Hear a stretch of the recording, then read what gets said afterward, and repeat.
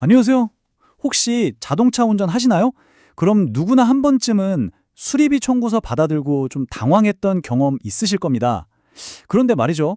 우리가 내는 그 수리비 뒤에 사실은 잘 보이지 않는 아주 거대한 장벽이 하나 숨어 있다면 어떨까요? 오늘은 바로 그 미스터리를 한번 파헤쳐 보겠습니다. 아니, 생각해보면 좀 이상하지 않으세요? 여긴 대한민국이고 길거리에는 온통 국산차가 다니는데 정작 내 차를 고치려고 부품을 구하다 보면요. 어쩔 땐 수입차 부품 찾는 것보다 더 힘들 때가 있단 말이죠. 왜 이런 아이러니한 상황이 벌어지는 걸까요? 자, 이걸 보시면 상황이 바로 이해가 되실 겁니다. 수입차 대체 부품 시장은 굉장히 활성화되어 있어서 소비자들이 고를 수 있는 선택지가 많아요. 그런데 국산차 부품 시장은 보시다시피 공급이 부족해서 꽉 막혀 있는 상황인 거죠. 그럼 첫 번째 파트입니다.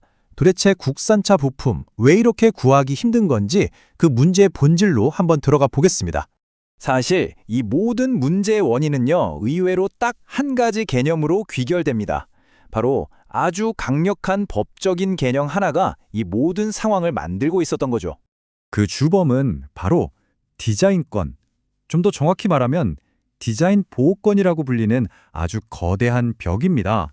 그리고 이 막강한 권리를 완성차 제조사들이 꽉 쥐고 있는 거고요. 디자인 보호권. 이게 뭐냐면요. 말 그대로 자동차 범퍼나 헤드라이트 같은 부품들의 고유한 모양, 즉 디자인이 있잖아요. 그 디자인을 만든 창작자, 그러니까 완성차 업체에게 독점적인 권리를 주는 겁니다.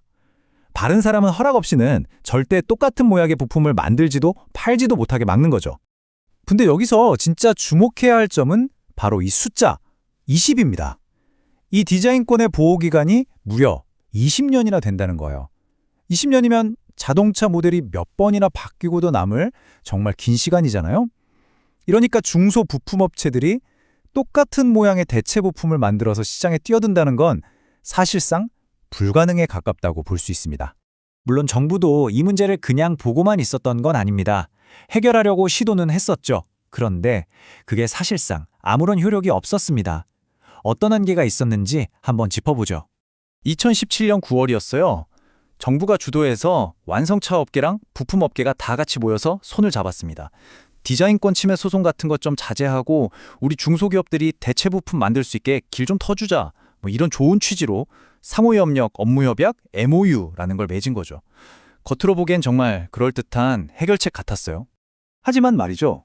이렇게 악수하고 좋게 좋게 맺은 약속은 법적인 구속력이 전혀 없는 일종의 신사협정에 불과했습니다. 그리고 바로 이 지점에 치명적인 함정이 있었던 겁니다. 그러니까 핵심은 이거예요. MOU는 법적인 힘이 하나도 없었거든요. 그러니 중소부품업체들 입장에서는 이거 만들었다가 나중에 대기업한테 소송당하는 거 아니야? 하는 불안감을 떨칠 수가 없었던 거죠. 결국 아무도 이 위험을 감수하면서까지 적극적으로 시장에 뛰어들려고 하지 않았던 겁니다. 의도는 좋았지만 현실의 벽을 넘기엔 너무 약했던 거죠.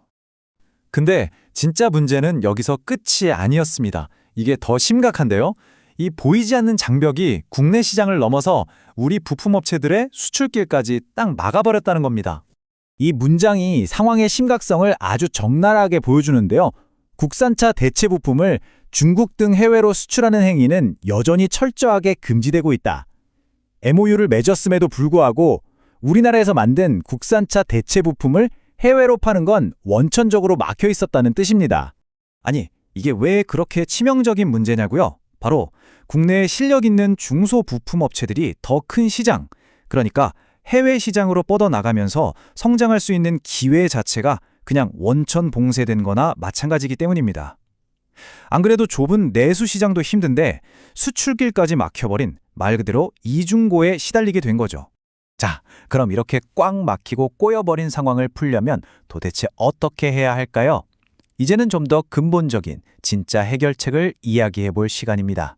해결책은 크게 두 단계로 제시됩니다. 첫째, 더 이상 효력도 없는 협약 같은 것에 기댈 게 아니라 아예 디자인 보호법 자체를 개정해서 법의 토대를 바꿔야 한다는 겁니다.